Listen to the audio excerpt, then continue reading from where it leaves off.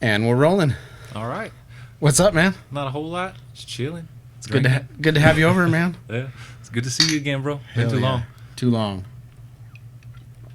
That was funny running into you at Walgreens, just running around with my little high 8 camera that I just got. Yeah, no, I was sitting there, I was just like, is that who I think it is? I think that's Pat. Yeah, man. Yeah. We've already been talking about good stuff since you got here, you know. That's why sometimes like friends come over and I'm like, let's just jump right on there now because before you know it, we're gonna waste half the conversation. We had a bunch of cool shit that we already talked about, you know. So, but yeah, we were talking about gardening a little bit. Yeah, yeah. This is something I've never really thought too much about, but there's a lot there. Like there's always something to learn, and it's kind of nice just actually seeing, you know, being able to pick something that you were able to grow, keep alive. Dude, for real, just being in tune with the planet. Like we're so out of touch, like as a society, you know. Like, you know, I mean, me included. I mean, just most of us, as a whole, you know. Yeah, and that's just the thing. Like, yeah, you got to come together and everything like that, but everyone goes their own separate ways, does what they want to do, you know, and you just got to make the most out of it. That's right. But yeah, no, and not kill your cilantro. Oh shit! So what do you got growing mostly? Right now, I'm doing Carolina Reapers and Serranos, and then fiance's trying to do cilantro that I've killed twice. Yeah, cilantro's a trip, huh? Like the gene or whatever. Like you either love it or it tastes like soap or something. Yeah, and it's just the weirdest thing to me because I'm like, I put it on everything. Like pico, you just have regular tacos, like enchiladas, anything. It's so good. Yeah, like I need it. Lifeblood. It's probably really good for you too. Like a lot of whatever's in them greens, you know, those really like rich green nutrients or whatever. I wonder if it is a super vitamin K or some shit, or I don't know. I forget. I don't know what I'm talking about. Someone does. Yeah, me neither. I can speculate. Yeah, it's good for you. You know, it's got to be. Yeah, and shit, especially if you're cooking for yourself and not eating frozen food every night. You know, that's a win. Definitely. Yeah, that shit is no good, man. Yeah, no, I never. You ever had couscous? Probably. Yeah. I keep thinking of quinoa. What's couscous again? So I think couscous is Israeli. Is it like a grain kind of thing? It's like a rice or quinoa, but couscous. Kind of look like fish eggs. Okay, I've had it. Yeah. Yeah, but no, couscous, a little bit of garlic herb butter, dude. Oh. Damn. I know we've been cooking a lot lately, and that's one of those things. I was just like, I never knew this existed. Couscous, yeah. Oh, so it's you've been liking it pretty well. Yeah. No, amazing. Like I'm a huge rice person, so damn, dude. Replaced it. I'm gonna have to give it a shot. Couscous. Couscous. Yo, we just had some couscous. Shout it out. Up top, couscous. What do you is it pretty plain? Do you put like salt, pepper, butter or some shit on basically, there? I mean, make it just like you would rice, you know. You could use it. Yeah, bowl of water, salt, pepper. I use like kosher salt when I'm cooking just because it spreads easier when you're in your water. Yeah. Nice. Drain it. It's fucking amazing. Shout out couscous. Right. Not that anyone's watching, and if you are, like, you know, leave us a cool recipe in the comments. Yeah, right. More than garlic and herb butter. It'll be funny if this ever turns into something where I do have people in the comments. Like, I'll get a comment like every blue moon, you know, and it's obviously somebody I know. There'll be someone who actually cooks. What a trip, though, to like actually grow an internet presence. Yeah. You know, like, I've thought about it, but I guess I'm just really now just thinking about it. Like, what would it be to have like I mean, I have an internet presence, kind of. I've got this thing and a few skate videos, and like everyone has social media, or most people. Yeah.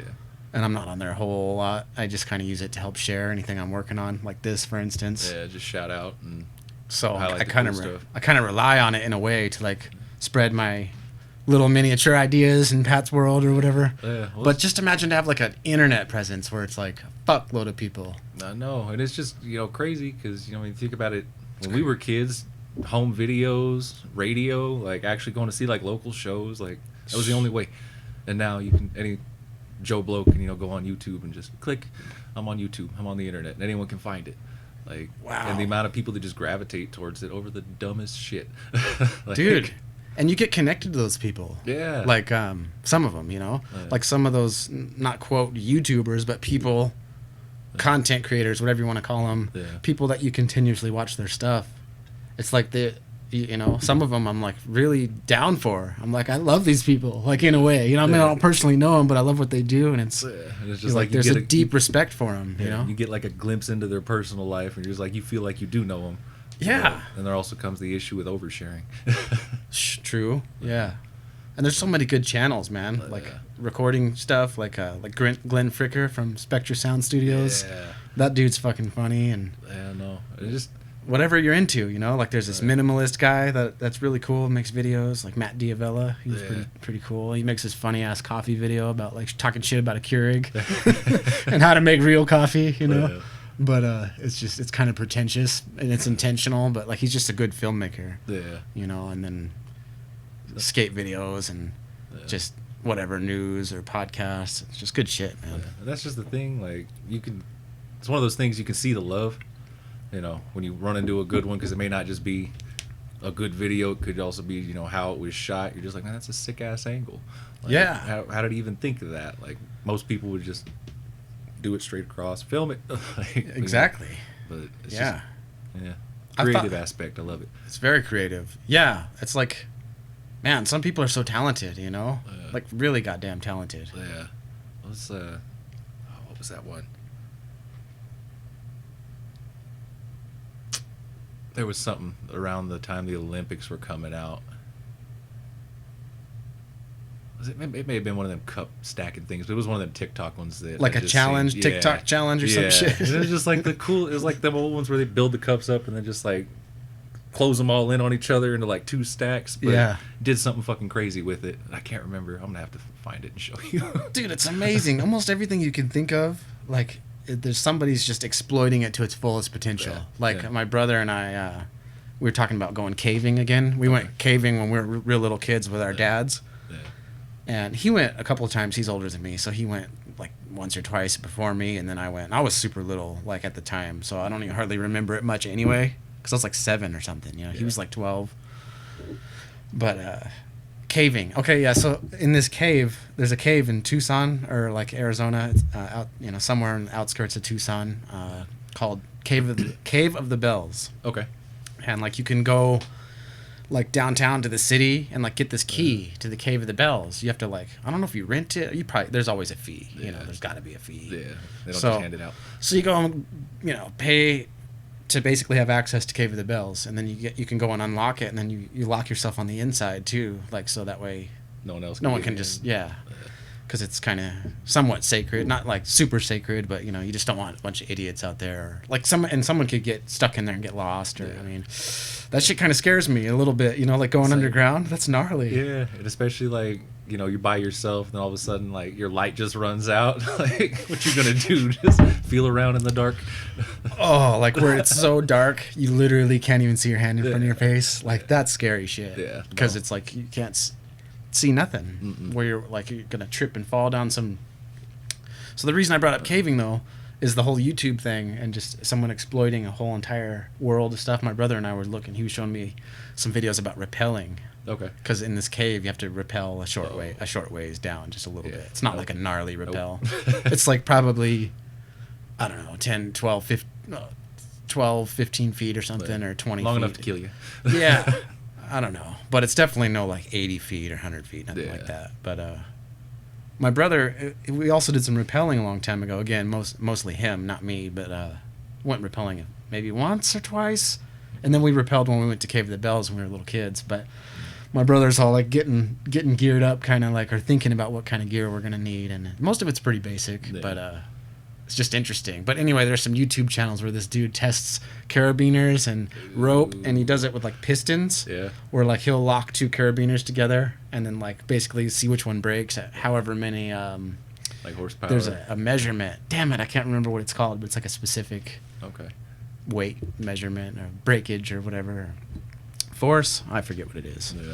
Some funny shit though, man. Like it's just That's dude. Just imagine having a whole YouTube channel about rappelling. I know, but that's what he does. Shit. Like, they do some crazy rope swinging on these canyons and like these national park areas off these huge cliffs, and it's just like, God, you gotta know your ropes, man. Yeah, no, wouldn't do it. Would not do it. That's one of them things where you're really relying on yourself or your gear, and you're about to like, I'm literally taking my life in my hands. Hope we hooked all this shit up right. Like you really got to know what you're doing. It's like them freeform climbers. I'm just like, you're gonna climb up that whole mountain with nothing. Like you're crazy. More power to you, but that is crazy. Yeah, but it's just like the slightest little mistake, and even that, rock could just dislodge from the mountainside, and you just toast. Yeah. Like, you gotta love it, but unexpected wind or rain or just anything, dude. Sneeze. Dude, yeah, you're right. That is a next level crazy shit. Free climbing. Yeah. Wow. Yeah. No. Maybe 10 feet. That's about good.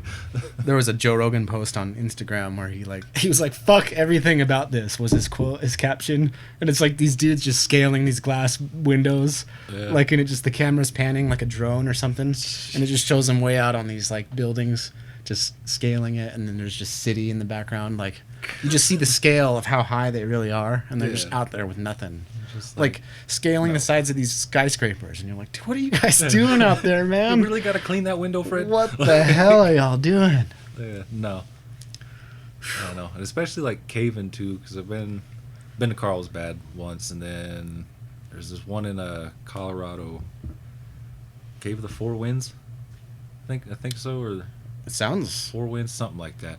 But sounds legit, yeah. You know, that was one of those ones where definitely hit that place where you couldn't see. Like, they had the light that was really bright, but then you realize it only went out like 5 feet, and you're just like, I can't see shit down here. Like, no, dude. Nightmare fuel. I'm glad you brought up Carlsbad, man. I need to do that again. Yeah, Carlsbad was fun. Like, I want to go again because it's like 12, 13 when we went. Dude, yeah. I mean, I went definitely in my adult life. It's probably like 25 or something, or I don't know, or 20s. Early 20s or something, but still, I need to go back and do it again because you kind of forget, you know, and you got to go. Like, it was just happenstance that it happened to us, but then like 6, 7 o'clock when it starts getting dark, you see all the bats flooding in and out. Coolest fucking sight. Like, when you see all those bats just converging, and it's like traffic. You're just like, how the fuck are they not hitting each other all over the place? But and then just the sheer amount of them, you're just like, how did you even find your way out of that cave? Dude, they just know, man. Yeah. Nature's so intelligent, like them schools of birds and fish and stuff that move in these crazy, like, artistic, like, shapes, dude, in the air. You're like, what the hell? In complete sync, turn and dive and all that shit. It's just like so sick. Yeah. So sick. Yeah. Why can't we all be as smart as geese? Talk about some harmony, man. Right. Yeah. Damn. Yeah, geese. Oh, shit, dude. So what's good? What kind of music you been jamming, dude? You're talking about Gojira a little bit? Yeah, Gojira. That last one they put out, it wasn't the one with Stranded. Tim Cole's on I think it was the last, one of the last podcasts, he was talking about that. Yeah. Gojira. Just badass jam. Okay, so obviously the universe is telling me to check this out. Go listen to Gojira. The last, I'd say 5 albums, but the last 3 in particular started with the L'Enfant Sauvage, I think it's called, because I think they're French, but that whole it's prog meets death metal, groove metal, like, just it's heavy hitting. Dude can actually sing and produce them guttural vocals, like, and the syncopations, like, their drummer and their bassist just kill it. But that one was good. Damn, I'm just checking out their discography. I just pulled it up, but yeah, I don't know. There's some good ones on there. From Mars to Sirius, that was the first one I listened to. That one, the heaviest matter in the universe. That's a good one. Oh, sick. Yeah, Fortitude. That was their last one. No, that one was pretty good. But it definitely went. I feel like more so in the proggy. Doesn't the dude have like a telly, like a sick ass like a metal, like a T shape? Maybe it's like ESP, I think, right? I think it might be ESP, but I can't remember. Gojira guitar. Let's check it out. But yeah, I think it's let's see. It's definitely a T shape, like a telly, which I always liked, dude. I mean, actually, I didn't always like. It took me a while. Like later on, I realized how sick tellies really are. And especially when you're using them for like heavy metal, like just the way that the telly reverberates and the treble that it can get, dude. And that crispy, fast like attack, you know, because it's just so blunt. Yeah, it's just not. It's just stretched, so like, blunt, dude. Sleek to the point. It's like a white. Could be Jackson. Telly shape. Charvel. Charvels are so fucking sick. I don't know if you guys will be able to see that on there. I don't know. I don't know. Might come up on the camera. There's this funny video where this guy, he's just a funny dude, and he's got like these funny videos he makes on YouTube or whatever. How many times did I just say funny? Anyway, he says I don't know really fast. He's all, I don't know. I don't know. I don't know. Like, I think I may have seen one or two. It's just like, it's so funny the way he throws it in, like his sentences, like, oh god damn. It was like that one that got real big last year. He was all, fuck it, it's Friday and I want some chicken. I want some fucking fried chicken. Oh man. So definitely some Gojira, man. Anything else? Gojira. I tend to listen to a lot of the same stuff because I'm like, wait a minute, what was the thing I was gonna check out again? And then I forget, so I'm definitely going to jam some Gojira after hearing Tim Cole's and you. And this kid at the school, there's this kid at the school who's like super into metal, and he's always come by my room over the last couple of years, and I think he's like, you remember when we met? And I'm like, not really, I can't remember the exact moment. And he's like, I had the Slayer shirt, and you like said something about like, oh, that's a cool shirt or whatever, and then South of Heaven. Yeah, it's like a kid walking by in the hallway, and I'm like, sick shirt, man, you know, shirt, bro. Slayer for life. Just like, made that kid's entire high school life. Yeah, like we played guitar together and stuff a few times. He's like, it's just funny seeing. Need me to get it? Oh yeah, if you would. I was looking for my bottle opener off to the side, but I don't know what I did with it, but hit. Appreciate you. Not a problem. But yeah, it's funny when like people wear band shirts and you're like, name one song from that band, you know, like, and you got the people who can name like all the songs, and you got people who can't name one. This is the most obnoxious question too. It's like, you're so pretentious to even ask someone that. Like, motherfucker, he's still wearing a Modest Mouse shirt. Leave him alone. Oh man.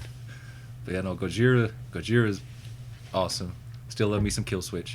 Oh yeah. Like, since Jesse Leach came back, I really got to get on learning some more Killingswitch. I've had that book of yours this whole time, and I started learning some of it, and I couldn't play any of it right now. That's a goddamn shame. Yeah, no, I feel you. That's blasphemy. Yeah, no, I learned how to play my curse, and I basically just transposed the entire guitar part to my bass. Yeah, because I just like the way it sounds, and so fucking cool, but such a pain in the ass because you're trying to go from the fourth string to the first string, and you're like 6 frets away, and you're just like, no, this isn't. Dude, ever since I've been in this band, Seven Stone, it's all covers. I've really had to focus on learning a song and committing to it. Like 80s stuff, 70s stuff? Mostly, like classic rock, 70s, 80s stuff.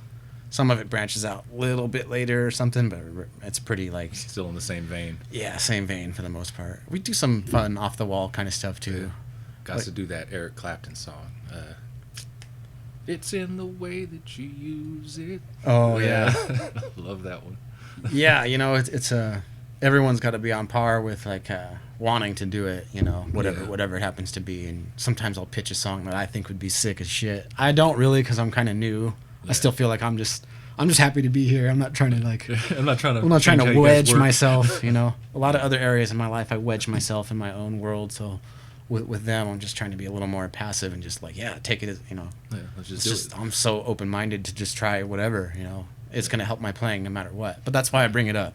It's really helped my playing. Yeah. Because it forces me to look up a song and commit to it. Yeah. And so now different style of music than what you normally play too. Oh, totally. Yeah, you move your fingers in different ways, and you pick up licks and chops that now you're like, now you can. That's a part of you, and you know, and that's where you get it all. You know, influences. Yeah. But now that damn Killingswitch book, I could pick it up and actually like make some headway. You know, because I don't know. I just feel like I don't know.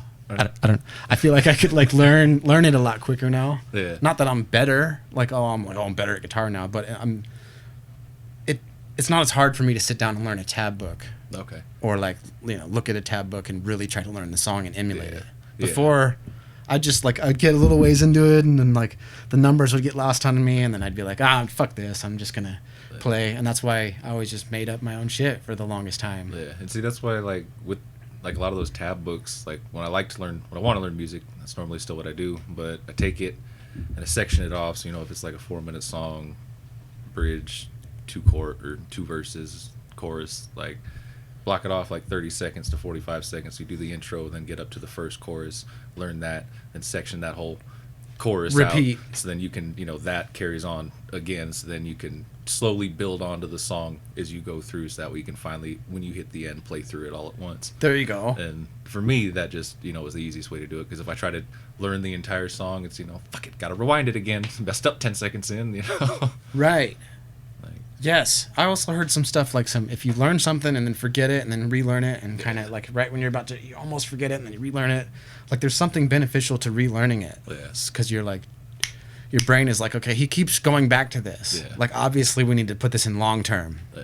Because there's like the short term, long term kind of like filing system maybe. Mm-hmm. I don't know shit about it, but it just seems that way. Like a computer or something. You got your quick memory and then you got your like stuff that's like stuff on way the back in the end. back. It's got to load. And I think if you keep learning, if you're like, so anyway, about the different parts of like learning a song, it's kind of good to, like you said, make your way through more of it instead of just starting at the beginning and just going straight. Yeah. Plus you get little wins. Yeah. You're like, I can play the chorus. And if you get sick of, one part, you can go mess around with the other part. Might get a little happier, have better luck when you come back. That's it. Yeah. But, and there was it's been like 2-3 years now since I think I last picked up my bass. But it's crazy. Every time I pick up a bass guitar, you're talking about muscle memory. Like, the first thing that always pops in is I know For Whom the Bell Tolls, I have Sunshine of Your Love, and then I have, Queen, David Bowie. Dun, dun, dun, dun, dun, dun. You know which one I'm talking Under about? Pressure? Under Pressure. Yeah. Like, those are the first three that always come out just because, like, that was the pedigree. Like, the first real songs that I learned to play that weren't, like, Christian music. Yeah. Those were the ones. So no matter what, like, it goes something like this, and 5 minutes later, the whole song's back down. There Can't it remember is. anything else, but like, Bass is cool, man. Yeah. I need to pick up my bass more often. Yeah. The only time I ever really do is I'm like, okay, like I'm like doing a little home recording, making music of my own or something, which I need to really do more. Just been other stuff. lots of different circles in my life, or not even that. I don't know. I don't know. But Fuck it, it's Friday. yeah, I just need to like maybe just pick up the bass a little bit more often, man, because it's so inspiring. Like the way you approach a riff is so much. It's just unique to that instrument. It inspires sick riffs, dude. Like, that's the one thing. Like, I'm glad I started out on bass and not guitar, because it's just simplicity is key. And with bass, like, I mean, you can get real intricate, but at the lowest level, your two jobs are to keep in the same key as whatever other instrument's going on along, even though you may not be leading. So all you're doing is looking for a single note most of the time. Then the other one is you just got to keep the beat. So if you got a drummer or someone else to help you with that, like, foolproof. Like, yeah, you just lock in with that drummer. Yeah. Yep. I mean, that's the cliche, like, oh, you're in the pocket or whatever, but there's something real to that. There Like, is. Like, in a good bass player and a drummer, they're locked. Everything builds or falls from there. Like, if you have the foundation, everything else will keep. Music is so cool, man. God damn. It's just like, it's such a part of the human everything, Yeah. It's just like embedded in our DNA somehow. Yeah, and it's just crazy, like, the different ways that it expresses itself. It's fucking rad. Yeah, and I forgot where I was going with that. Shit. We were talking about a couple of songs you might have right after. Oh, yeah, just the bass. Yeah. Like you pick it up. It's been a while since you picked it up. Yeah. But you got those couple of like home keys. Yeah. That you're always there. Yeah. Home bases are always there, and they're never changing. It inspires cool riffs though. Like especially like for me, mostly playing guitar. Pretty much exclusively playing guitar, almost. Other than dabbling with drums and dabbling with bass, even way more, less so often. But yeah. I should do it more often though, because the bass. I'm telling you, I know I keep saying it, but it's so sick for riff writing. Yeah. Because it's just, I don't know. There's aggressive and like heavy. There's just something sick about hearing that. Like. Yeah. Like. And then even still, like, I feel like it's underused. Not a lot of people go up on the upper register bass that I feel like, more than just, a couple notes per song. Yeah, you want your back end to be filled with the sound of the bass, but I also like, going up on that first string and hitting past the 12th fret. Like, there's something that clean and rings out about it if you can separate it from every other sound that's going on, But you ain't kidding. Yeah, but that's one of the problems is trying to separate that and have it not get drowned out. But it's such a vital part of the mix that I remember being like a kind of a young listener. not really knowing what bass was. Yeah. I was just ignorant to it. I was just like, I didn't really get it until guitar? I heard Rage Against the Machine. Oh, and then I Tim was like, Comerford. also that's what I was like. I hear it now. I'm like, that thing that everyone's calling bass. Like, that's what it does. You Fieldy from Korn. Like, oh man, he's one of my dude, favorites. just slaps. Like, I love Fieldy, dude. yeah. And even like for me, Cliff Burton, old school Metallica, like bass, it was there, kinda. Oh but, yeah. You know, but Cliff Burton, it was more pronounced. Jason Newsted's era, like they kind of wash it out, but still, like I love listening to that old bass on old Metallica, Newsted or Burton, but especially with Burton, like on that Ride the Lightning album, like there's so many points where it would fucking punch you like in the gut, like he'd do a slide and let that top one just ring and start busting the speaker, like it hit right. Like, he was just amazing. Yeah, and it's the same thing with like Comerford, like when it just hits right, like when it buzzes right, like it feels like nothing else. Like I love bass more than guitar for that reason. Dude, man, yeah. Rage Against the Machine, bass guitar. Shoo! I mean, all bass guitar in general, but that's when I finally was like, okay. I got really into bass. And then you find like Primus and other the crazy the like wild shit. Woo, like you're like, damn. Yeah. And I had friends that listened to that stuff too that got me into that stuff, but man, bass can be really cool. And then and like we were talking about earlier, the YouTube stuff. Yeah. There's some sick ass bass players on YouTube, man. Yeah. Dudes that do what you're talking about, making the most of like arpeggiate upper registers and I mean yeah. completely accompanying themselves like a piano or something, where they're like two hand tapping and just you're just like, God damn, dude. It's just like your heart just fills. You're just like, what the hell? Like it's like magic, you know, what you're doing with that art. Thing. The fuck? How are you doing that? Victor Wooten. He's I know he does like more like gospel stuff, but he's one of those ones that fucking I think he plays with a 6-string or maybe an 8-string. I don't know. Fucking massive. But he's one of them ones that sits there and he'll do not Dio.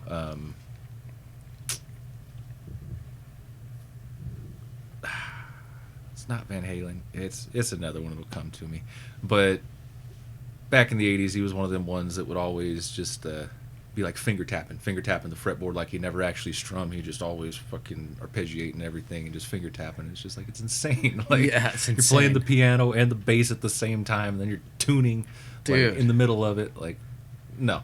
There's this band I love called Intervals. Okay. And they're just like instrumental. Well, they do have like an album or two. I think they have maybe one or two with vocals. For sure they do. But most of them are instrumental, and that's where they really shine, you know. Yeah. And that's what they went back to. They were like instrumental. Then they had a singer for a little while, and then the main dude was just like, nah, man. Like, well, it just situations happen, and it just kind of naturally progressed that way. But he's pretty much the sole member of the band. He was the original guy.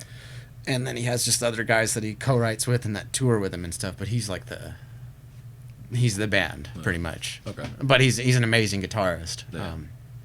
Aaron Marshall from Intervals.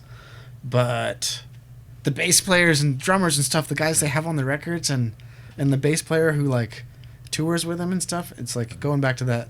It's just like really making the most of that right hand. Yeah. Instead of just having to pick. Yeah. It's like, you know, well, it's a whole other world. It's like also or left hand, depending on left hand, right? Depending, you know, not you know what I mean. Yeah. Your picking hand. Yeah. Strumming hand. And it's just like with like Lemmy, Motorhead. Like the way that he played his bass, like first thing they teach you when you're playing an instrument is your thumb don't hang over the top.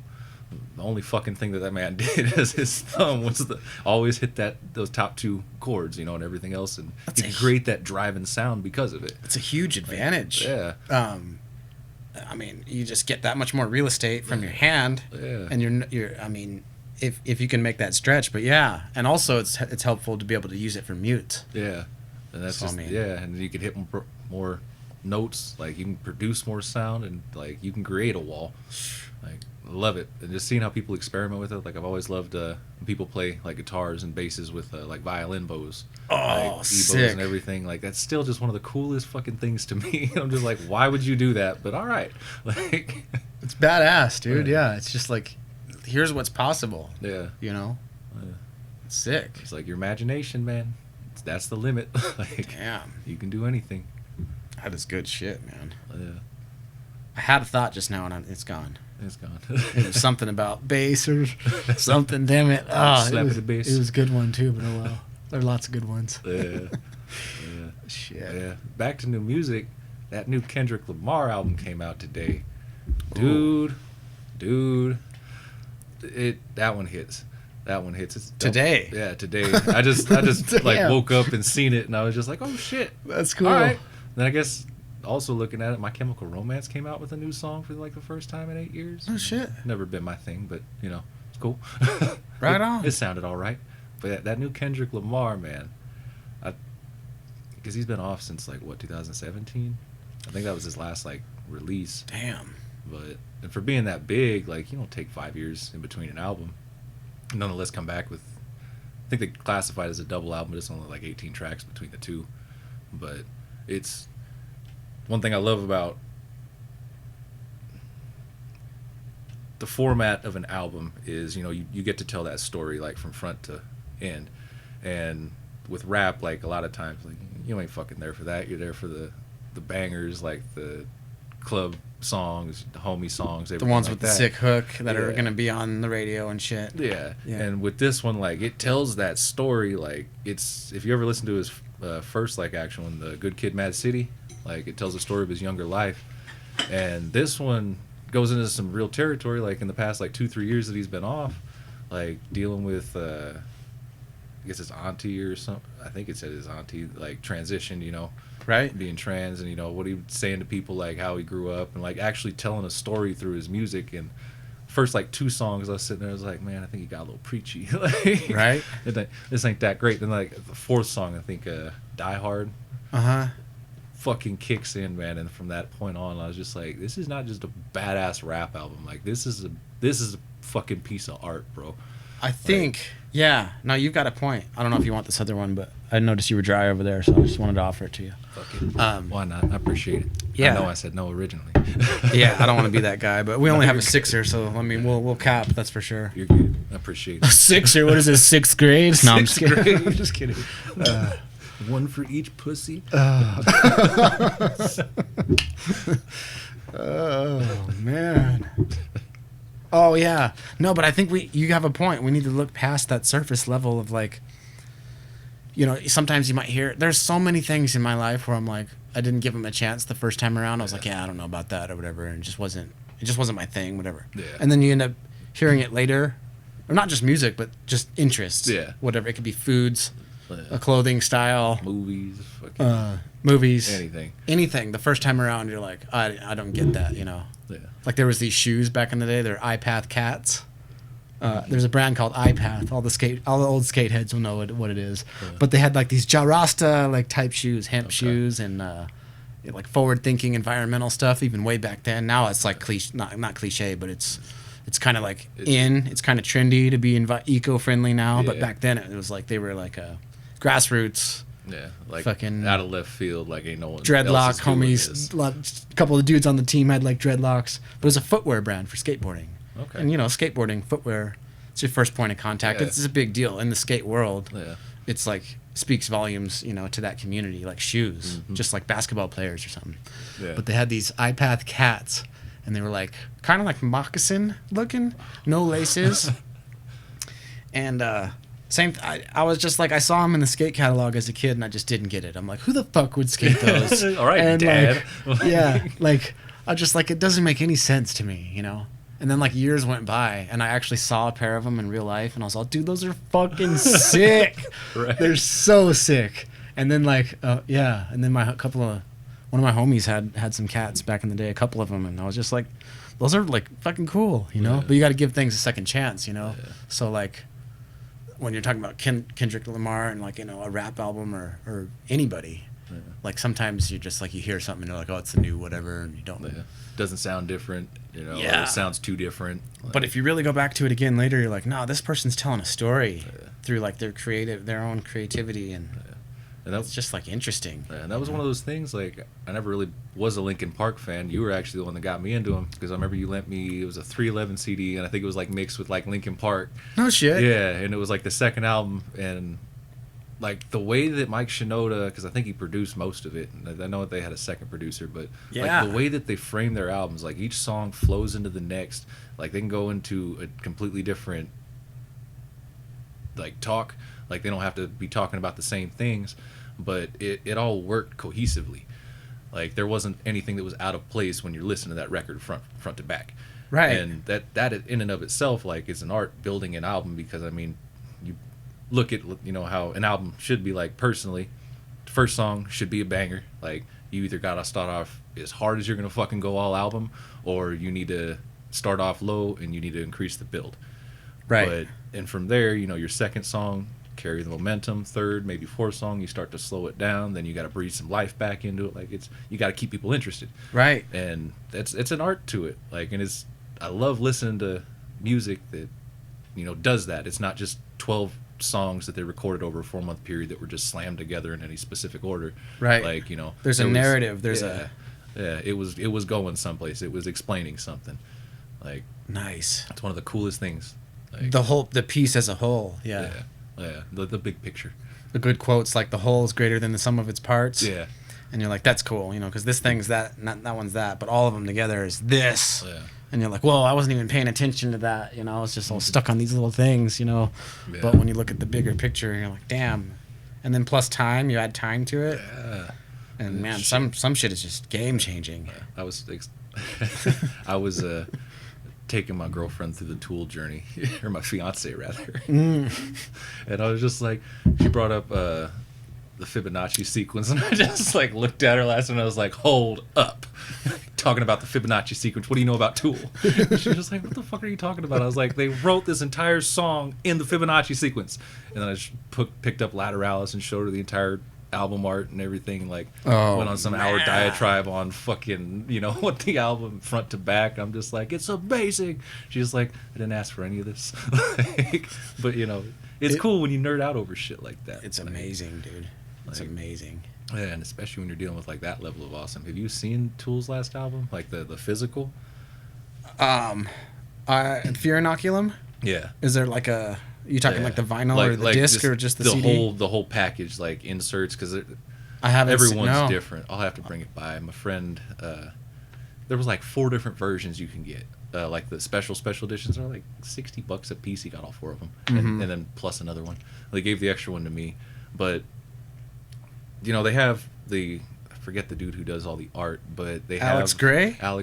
I think that is it. So Yeah. I'm gonna say Alex Jones, but obviously that ain't it. No, I always get those Alex. two mixed up too, like the names in my head, but I think it's Alex Gray. Yeah, but I think so. But like looking at the insert, another reason why I still love buying physical stuff is like getting to go through all those insert pages. Like, there's nothing like analog. I mean, not analog, but you know what I mean. Yeah, like the physical thing. Yeah, but then there's also a fucking movie that's like built into the case of the CD. So there's a screen, LCD screen, that has a whole USB charging port like in the whole fucking CD case, and you can prop this thing up and let the album play for the hour and a half, and there's a whole accompanying movie that's just found from owning the physical copy. Like, it's the craziest shit. Oh my god. Yeah, I'm gonna have to bring this to you, dude. And you're just like, who the fuck thought of this? Dude, Fear Inoculum, enough. Yeah. Like, I could just sit and just listen to that whole thing. Mm-hmm. I mean, you'd have to have some time because it's a long experience. Hour and a half. Shit. But Yeah. and usually I wouldn't just sit there and listen to it, but like Yeah. in an art environment where you're just making art or like doing something around the house or just Yeah. whatever, you're painting the walls for your fucking kid's new bedroom. You're gonna paint it blue because you have buck or dough. You had a buck. Yeah. You're gonna paint your room blue. Right. Like, throw some fucking Tool Fear Inoculum on. Right. That shit's so sick. Yeah. Dude, Numa and Danny Carey playing the drums. Have you seen the live drum playthrough to that? Yeah. Dude. Epic. Yeah. Amazing. And like, It's just epic, dude. and like going into like band stuff, like just seeing how they do their live shows. Like, they'll rewrite entire songs, you know, just and perform separate, like differently live. Like, that's transformative art. Like, you know, I would pay however much you wanted to go see that versus, you know, just going and seeing the local bands at the pub. Like, Dude, yeah. like it's just the sickest shit. You ain't kidding, man. God damn, Tool is so... Yeah. And to be at it for so long, bro. Man, can't even put words to it. Amazing. Yeah, we throw around those words like awesome and epic and all this. Like, you'd be like, dude, these chips are epic. And you're like, nah, man. Like, going to Mars is epic. Yeah, that's fucking epic. Like, the Tool album, that shit's epic. Like, it deserves that gravity of a word, you know? Yeah. It really is. Yeah, It's a fucking... Like, who else could make that? Like... It's not, you know... I don't know. A lot of the music I listen to, even if it's intricate and a lot of musicianship, it is kind of like... predictable. Yeah. And I like that predictability, like you said, opening with a banger. Yeah. You know, say it's metal, it's like some double bass and some heavy riffs, and then it cuts to the verse, and then it gives you a part you can move your head to, and then it goes back to a blast beat, and like I like all those little tricks, you know. Yeah. But Tool is just like, it just goes, dude, and never. I mean, sometimes it'll loop back around, but it just it just keeps going, and you just it just grabs you and you're along for the journey. It's a whole different thing than what I was describing with the simplicity of like a lot of the music I listen to, you know. And that's the other thing. Like, there's nothing wrong with being simple. And like, some of the simple stuff's really good too. Yeah. And like lately, like getting older, I find myself listening to more simple shit than like I did like 10 years ago. I would be fucking listening to Taylor Swift was as mainstream as it got, and that's pretty bad. But like I still love Taylor Swift. But you know, I didn't really go out that far. But you know. Now, as I'm getting older, you know, you don't want to hear people screaming in your ear all day. Like, metal's great and all, like, loving the musicianship, but sometimes you're just like, man, I want some Miles Davis. Like, I want some Dua Lipa. Dude, there's so much cool stuff out there, man. Lately, I've been jamming indie, like just indie rock. Okay. Indie rock stations on Spotify. Folds 5. On Spotify. Like, one of them's called, like, My Life is a Movie. Okay. And it's just like a thumbnail of someone, like, pushing on a skateboard in the sunset. And you're like, okay, I gotta click on that, you know? All new indie or whatever. But there's some cool stuff on there. Yeah. Cool stuff, man. It's like, a lot of it's not, I wouldn't call it lo-fi, but there's just some of these things they do with, like, I don't know, it's kind of experimental. Yeah. Just weird, random stuff. Some of it clicks, some of it's just kind of weird, but it's like, I don't know. Yeah. I don't know. I'm gonna keep fucking doing that the whole time. I don't know. Fuck it, it's Friday. Yeah. Oh man. That's too good. Shit. But yeah, no, and I don't know, there's going back to also, you know, like playing music. I mean, yeah, everyone talks shit about the 4/4 time, you know, the stupid simple bubblegum pop, but looking at a lot of those people that play it, like when you start actually getting into like, you know, some of the back end of Katy Perry's music, you're just like, those dudes are fucking amazing. Like, dude's a virtuoso and he's sitting there playing, you know, bass for Katy Perry. Like, he could have his own career, but he makes like this back end just work, and that's one of those things I always just discounted about like pop music and real people behind the scenes. Yeah. And it could just be somebody who's like really cool too as a human. Yeah. Where you're like, you know, like some kid or something, you know, like you said, a bass player or something who's like, you know, maybe he's got his own band and he's got his own interests, but he's like, this is how I make ends meet or whatever. Yeah. I mean, be honest, like if you could play bass for Katy Perry to make money, who wouldn't? Who the fuck? What's wrong with you? You're gonna pay for me to play with you? Okay. You gotta be insane. I would totally do that. Have a line of women dance around me every night? I mean, even if the only benefit you got was just being like the experience of like, yeah, I got to play bass, I recorded on that, and that's underneath all that stuff you're hearing, that like bass line, I'm doing that. Right. That's just cool. So I am the dark horse. You know? Plus, just to get to those things always open the door to other things too. So it's like you got to take what you're dealt and build on it. You know, it's like everyone's got to start somewhere. Yeah. How many people made it because they were like, you know, this isn't exactly what I want to do, but it gets my foot in the door. Or even if they weren't thinking about it, they're like, well, maybe I'll never find what I want to do, but I kind of want to do this, so a kind of is better than I don't have a fucking clue. Yeah. And so they just go for it. And what does that lead to, though, man? It could be the stars. Going back to that funniest shit I've seen in a while, and you know, it's cool if the dude wants to do it. This MMA fighter in the UFC,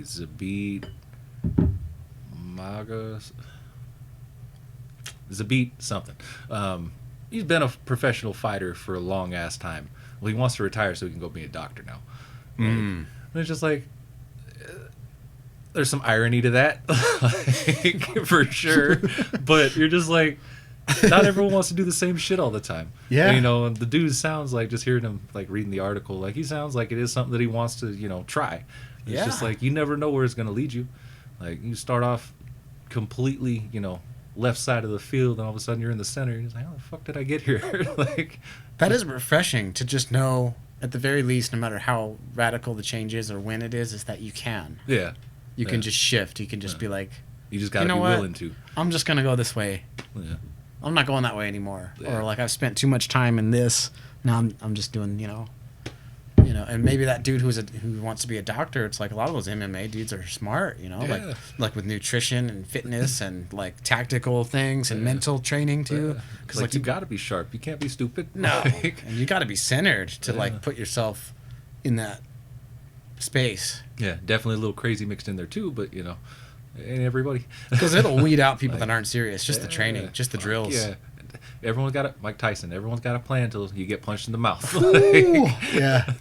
What's a trip? Is my dad growing up was Mike Tyson lived next door to him. Like, yeah. Like down the way. That's fucking crazy. Like it was like rural New York, like Niagara Falls, New York. Yeah. But like the next house, like a, whatever, like a football field away or more, or whatever, acres. Yeah. Like houses that are on acre lots. Yeah, Mike Tyson's like down the street. You're just chilling, Like grilling in the backyard. Went to school. Them kind of like not his whole time coming up, but like for a while. Yeah, like it's just a trip. Just random people you've seen in passing. Yeah. It was just like Clint Eastwood in town. You still hear stories like, oh, he used to come over and hang out with me all the time with the kids. He was like, Clint Eastwood? Bullshit. Yeah. Like, yeah, I used to deliver pizzas, and there's a street called Rockwood up off of 15th and Juniperish. About that area. 15th and Juniperish, like another like street 18th, up. something like that. 18th, yeah, or 15th, one of them. And there's that house with like speaking of Metallica, it's got like the Injustice lady statue and like a tennis court and like a circle driveway and shit. Yeah. I'm like, damn, like I guess this was Clint Eastwood's house back in the day. Yeah, because he had quite a few. It's like Willie Nelson still lives up in the mountains. Like, This area is beautiful, man. Yeah, and as long as you love going outdoors, like, what more could you want? But if you are trying to make something of yourself, a little hard, a little rough. It's a paradox because in Alamo you can be somebody kind of because it's a small town and like everyone's like, oh, I know that dude, oh, I know that, yeah, he's just right in the street from I used to work with him, but I mean, you still call me the Allsup's guy. Like, exactly. So but at the same time, it's good to get out, do different shit too. Yeah. Not get stuck about. It just depends, It really depends on like the way that you approach it. Yeah, because you can't just sit around in your house. Like, that's the one thing, with COVID and everything. Luckily, I didn't have that issue. Like, there wasn't a single day I had off in COVID.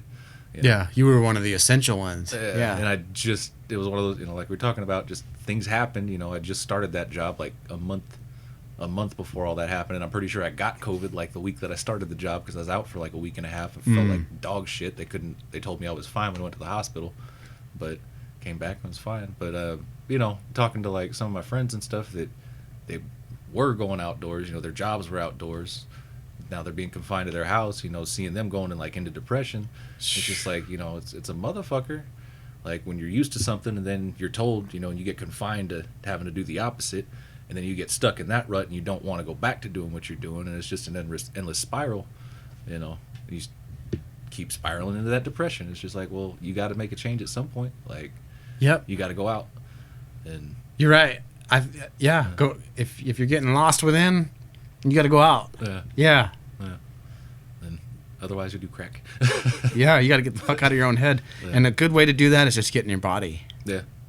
I'm telling you, like it's cliche as shit, but like exercise or sometimes I'm just like, I don't know, just like grumpy or whatever. Not often, but just here and there, and you don't know why. And I swear, if I go, sometimes I'll just leave my phone and my keys and my wallet and all that shit, and just get on my skateboard and just dip out from the house, on foot.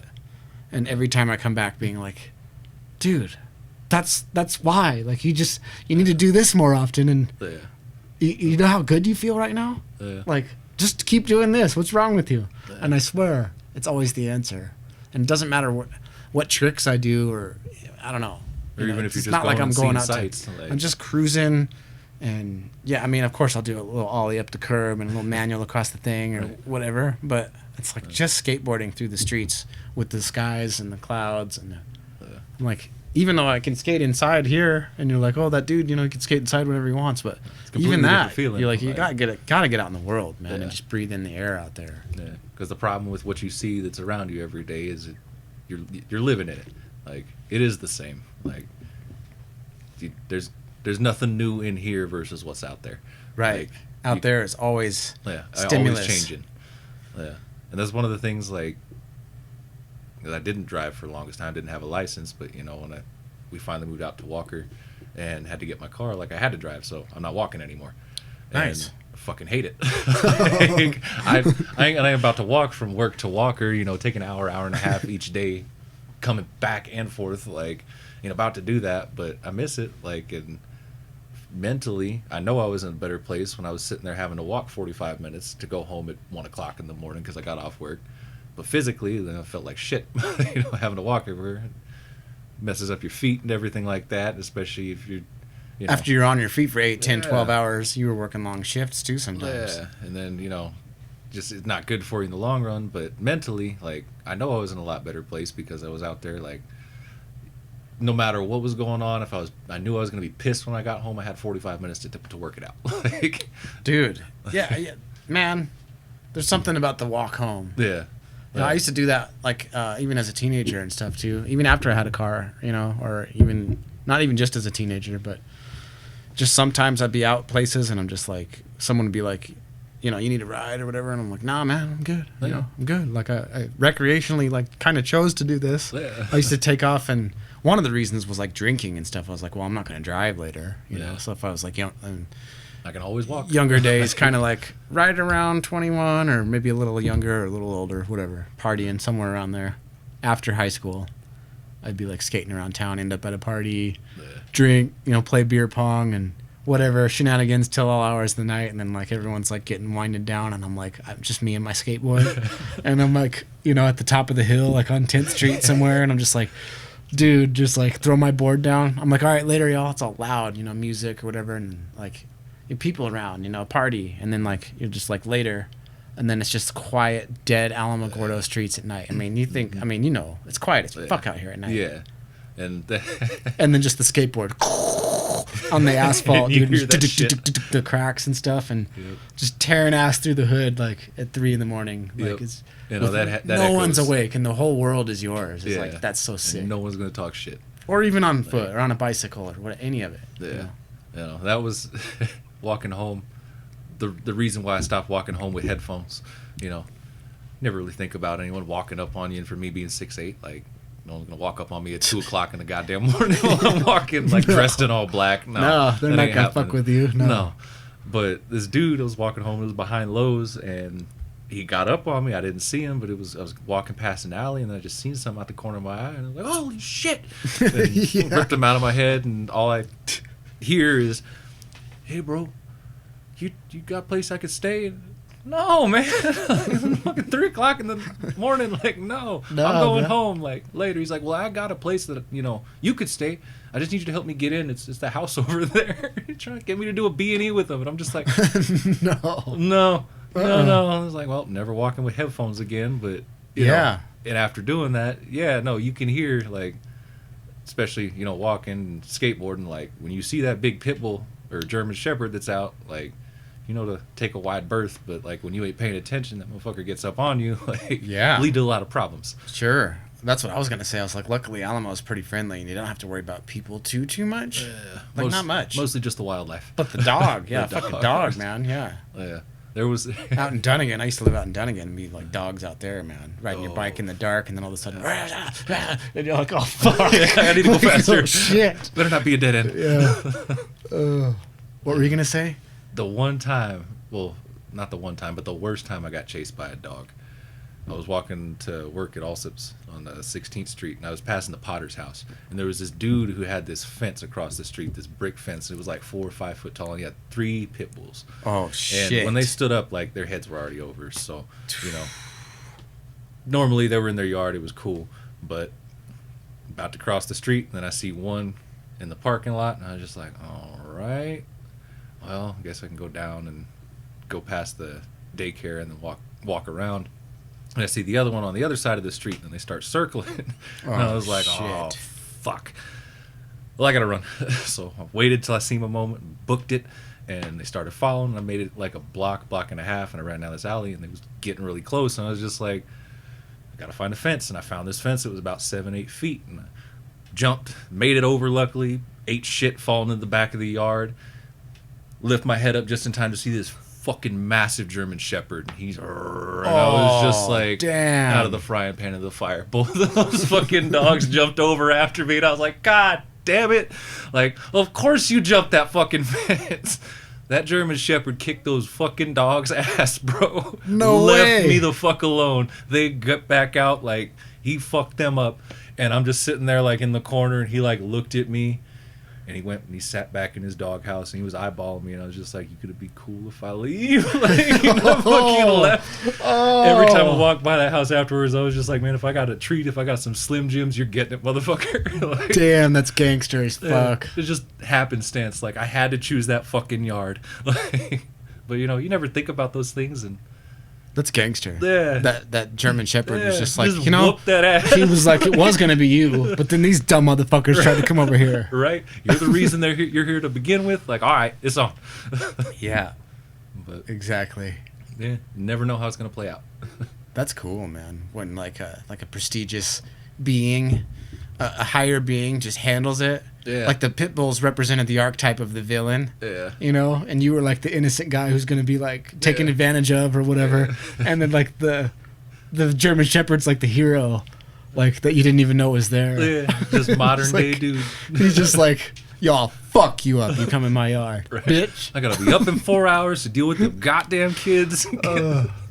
Gangster ass dog. Yeah, no. Those those gangster animal stories are cool. Yeah, Man. and it's crazy too. Like, you know, a lot of people just take advantage of them. You know, just cute puppy, cute kitty, but like they have minds of their own. Like, dude, they're always thinking. My cats are proof of that. Like, I told this story before, not to you. I told it before on the podcast, but I just want to tell it to you. I'll give you the Cliff Notes version. But we had mice in the house. I could smell them. Mouse shit around. You knew you had them.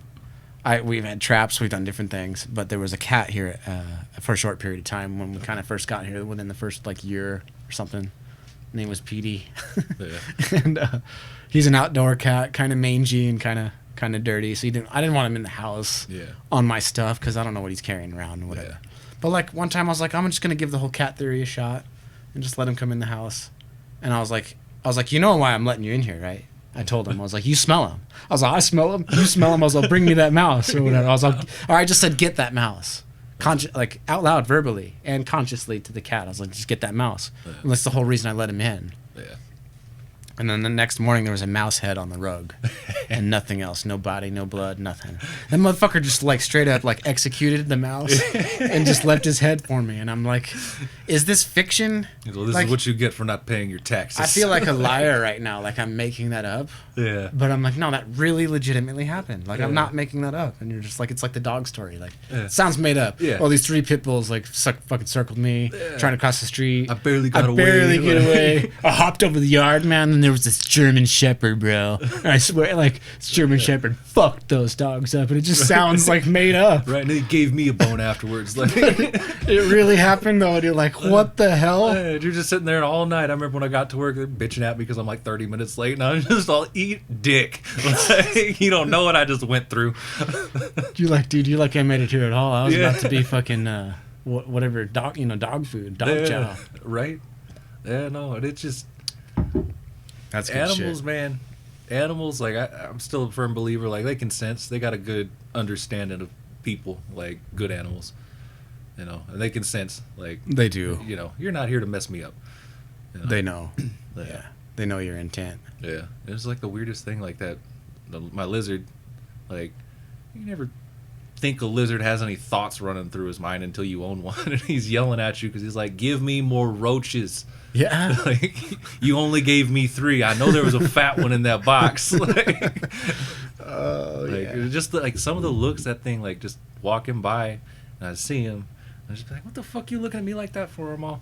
Like, he just like has that hateful look. Like, okay, I get it. It's hot. Like, there's a connection. You know, there's always a connection. Sometimes it's cold. You know, when it's wild, there's the wild. Like, there's the wildness too. But there's a connection with enough time too. Yeah. Like there was a story about a lobster or something. Like some dude saved a lobster from a store that would have been bought and like boiled, you know, and eaten. Like, and like next thing you know, it's like, dude, like this lobster's like a pet or something. Yeah. You know, and they got really close with it, and they were like, holy shit, like it's crazy how affectionate like a lobster would like, be. Yeah, you know, wouldn't, a crustacean. Like, but yeah, man, everything's a life, man. It's crazy. yeah, You switch gears a little bit though. I mean, you've been doing pharmacy work. yeah, that's a motherfucker. Like, see, I thought, I may have been out of school for 10 years, but I thought, you see, that I still could learn, right? Like, I was just like, man, my brain, I can retain that knowledge the same way. Getting old really sucks. Like, well, literally, like, woke up, the next day after be sitting there cramming, and I'd be like, I don't remember fuck all. Like, I couldn't tell you what the generic was, what it would do. Like, damn. And I bet you it's a lot of information. it is, like, and it's, if you ever had, like, experience with drugs, like seeing doctors, things like that, like, it definitely makes it easier. But for me, like, never really went to a lot of doctors. I just did, like, normal checkups. Never really had that many issues. So, like, didn't really understand the world of medication and insurance. Well, let me tell you, it's a headache. Now you're on the back end of it. Now I'm Yeah. on the back end, because, basically just had to relearn how I work entirely when I started it, because fucking lifting boxes for years and ringing up a register, and now I'm actually dealing with having to know active ingredients. What I kind of got a taste of it, because first job was GNC, but here's some whey powder.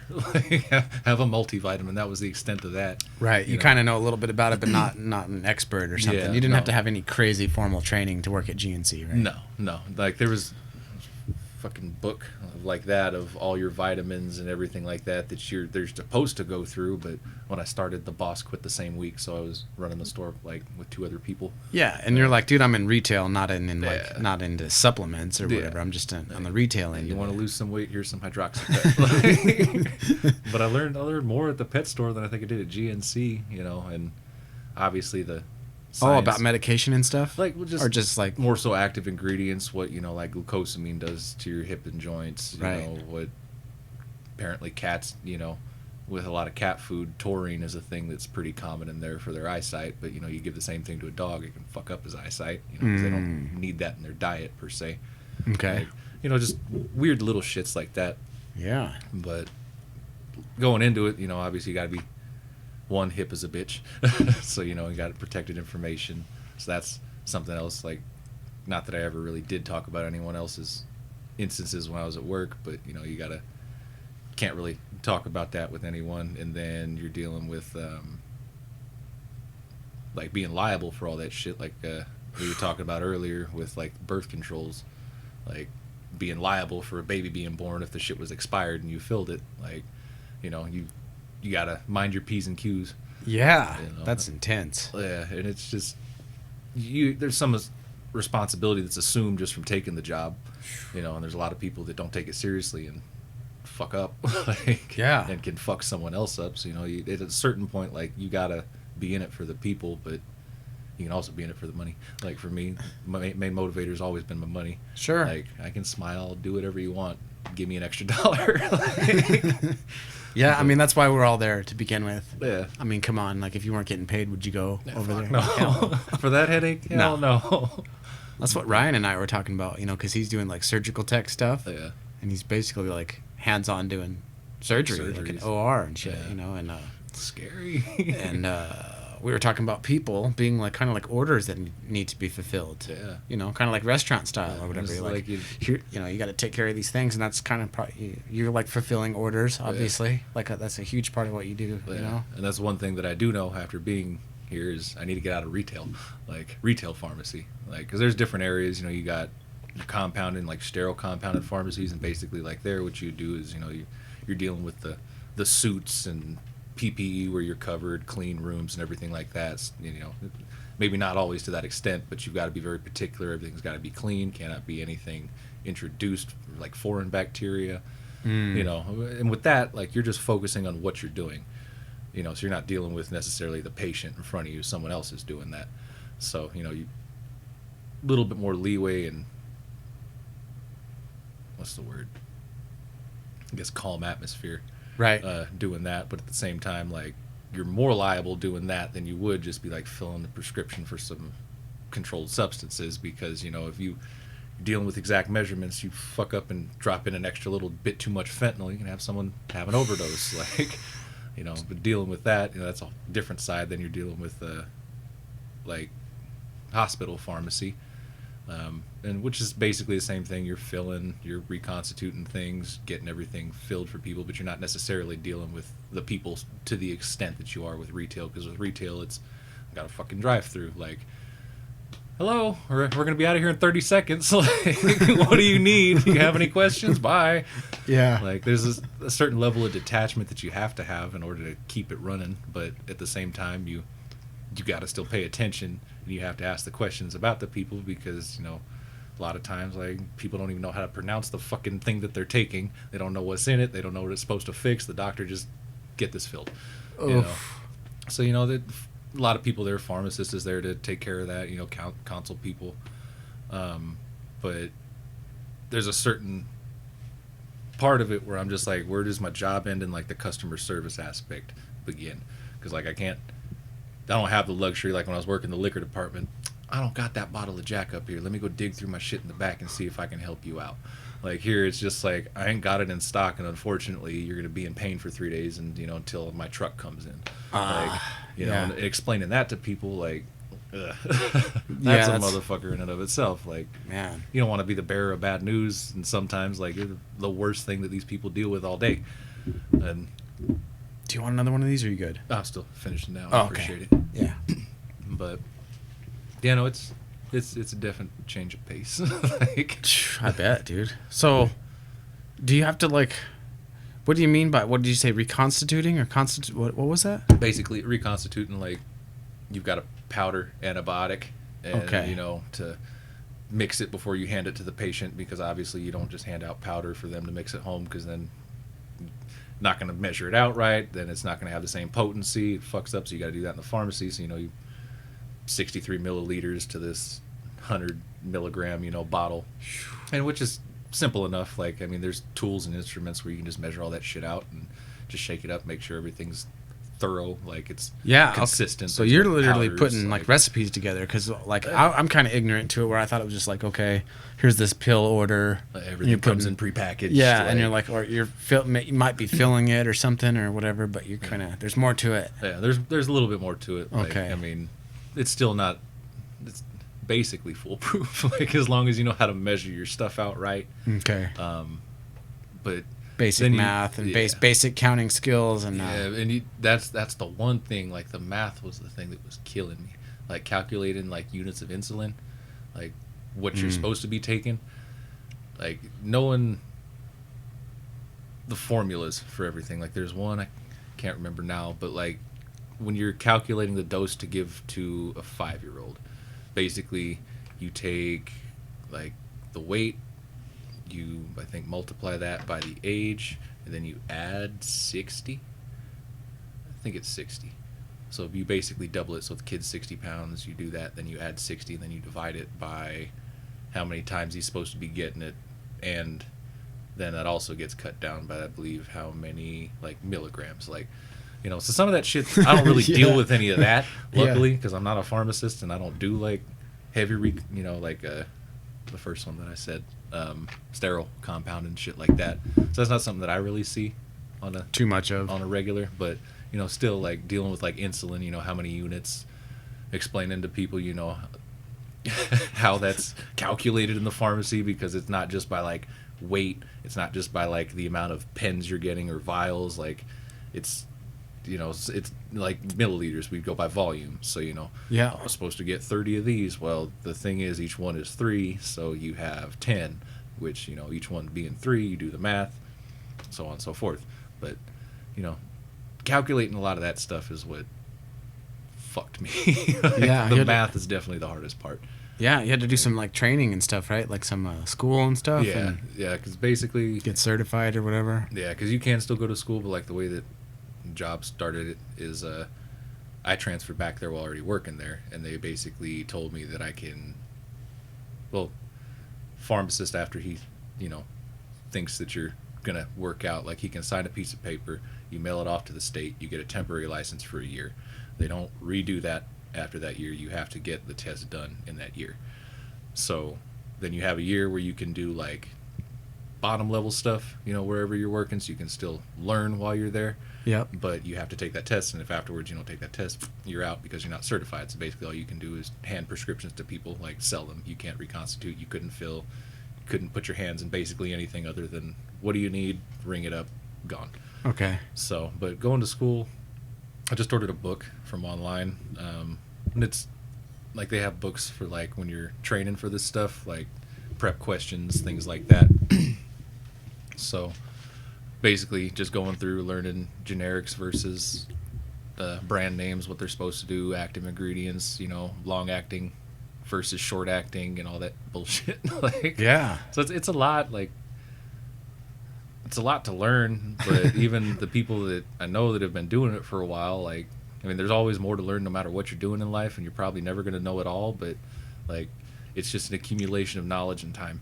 Like, that's the only way you'll get through it. Like, you gotta just pick it up as you go along. Like, yes, there's still stuff that you need to know before you start, but there's certain things that you'll only learn by doing and failing. Yep. And, you know, fortunately with that, you know, you got like 3 people to double check you. So if you fail, you got 3 people to make it right. Like, that's it, dude. But everyone's got to learn somewhere, and yeah, it's a pain in the ass. Couldn't have said it better. And we were talking about that day. I had the high 8 camera, and I was just like filming some random shit, like testing it. Ended up running into you out there in the parking lot, right across the tracks. Yeah. By Walgreens. Yeah, man. It's like we were talking about, like, just these paths we end up on, and you're like, you know, several years ago, in hindsight, you'd be like, I wouldn't imagine myself doing something like this, and you know, like, drug dealer? You said drug dealer? Like, oh yeah, professional drug dealer. Yeah. Like, yeah.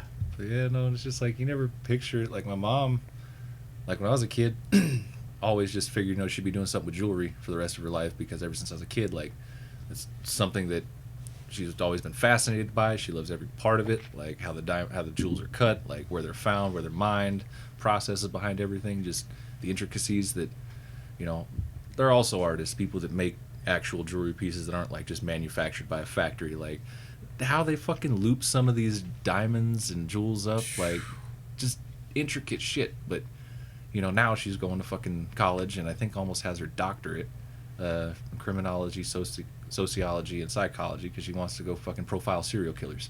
Like, I'm just like, where the fuck did you get that from diamonds? Like, how did that intersect? The pathways, man, that life opens, man, and like just like the thought process and the avenues that you can take. Yeah, it's just cool. Yeah. There's a quote, like the teacher lady next door. She's super cool, man. She's gonna retire soon. Actually, she's been there since I was a kid. Yeah, and, she's so fucking cool though. But she had like a quote, like on one of her filing cabinets, or like it's an art room, so it's like these big cabinets full of supplies and shit. Yeah. And I think it says, like, you're at any moment you're like one decision away from living a completely different life. You're not like, wrong. You could just walk out and be like, that's it. Yeah. Or you just walk away from this story and into the next one if you really wanted to. Yeah. It's crazy. It is, yeah. And that's one thing that, like, being at Allsup's and talking with, like, homeless people that have come through, and not everyone chose that life, but there's some people that did. Like, there's some people that just got fed up with it, and they're just like, fuck it, I'm gonna go live on the streets. Not necessarily like beg for money, like I'll find my own way to eat, but there's plenty of people that I've seen come through this town, just because a lot of people come and go. They're just like, yeah, no, I just travel place to place, maybe spend a week in California, maybe spend a week over here. Like, may not be the best life, but I'm always moving, you know. Right. And to some people, that's all you need. Like, just be moving. In lots of ways, I envy that, you know? Yeah. In lots of ways. Yeah, I couldn't do it. No showers. I mean... Nope. But you're right, though. You break it down logistically, and then you're like, the inconsistency of, you know, living, right? Yeah. Like, getting by day to day, like, okay, dinner and whatever, a shower, like a toilet, like sleeping, and... Like, being on the road's fun and all for a while, but after a while, it can be, like, rough, you know? Yeah. And you're just like, man, I just want to go home and watch some TV. Especially car camping and stuff, like we were talking about on the porch. Like, I did that in San Francisco last summer. I just took the Corolla. I finally got the windows tinted, just ripped the back seat out, and, like, made, like, a makeshift, like, stealth camp. Hell yeah. But, yeah, like, you're sleeping in the city, and you're like, it's hard. Yeah. Because, like, I mean, you'd think You're like, oh, I need to charge my stuff or whatever, and you're like, it's hard to even find a place to go charge something where you can like be like just do it on the legit and not have to like. I have to steal an outlet. Like it was hard to find power. I remember being like, I guess I just need to charge all my shit off the car battery the whole time. Anytime I'm driving, I'm charging my phone because it was the only lifeline I had. Yeah. And see, you're out there on your own. When we was washing cars, my homie never thought of it, getting a power converter. Getting a power converter that you can just hook up directly to your car battery. Motherfucker, he would do that to our van whenever we needed to refresh the CO2. Like, that's how we get that charged. Yeah. We'd also had a little generator that we could put in there. And, you know, as long as the car's still running, I mean, we're always moving, so alternator and everything is recharging as we're moving. So we fucking had a generator and everything with power ready to go. So if we were ever in a bad spot, like, we got backup. That's good. And you never think about simple shit like that until you're just like, there's got to be a better way than plugging this into my fucking cigarette lighter. Like, yeah, charging one thing at a time. Oh man, yeah. There's those cool, like little charge packs and all kinds of cool stuff now. Yeah. You know? I kind of just was going off my cig lighter. Yeah. It was a solo trip, but it was a quick turnaround. But still, that put it into perspective. I'm like, yeah, this would be rough doing this for a while. Fuck yeah. I mean, shit, you're on one of them bands, just in one of them small little vans, like doing that with 6 people. And it ain't cheap either. No, fuck no.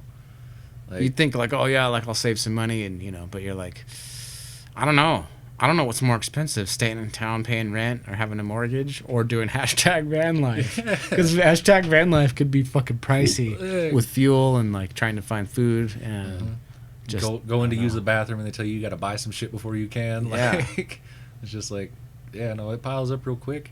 I guess if you were doing a lot of camping out at weeks, like chunks at a time, where you're like, all right, we're going to camp in this place for several days. But still, I mean, just supporting yourself, just eating and drinking water and whatever, shower and laundry and just the basic shit. It's like that money train ain't going to last forever, especially if you're not accruing more money as you're sitting there. Like, it only stretches so far. Yeah. Traveling's expensive, man. Mm-hmm. Real quick. Yeah, no, I was just talking about that gas with my mom today. She's in Albuquerque. Their gas is cheaper than ours right now. Like, normally we're cheaper, but she's telling me there was it's like $3.79 at the Sam's Club. I was like, bro, I'm at $4.10 at the fucking Allsup's, like down the road, and that's the cheapest place I got in town. $4.10. Like, God damn. Katrina prices again.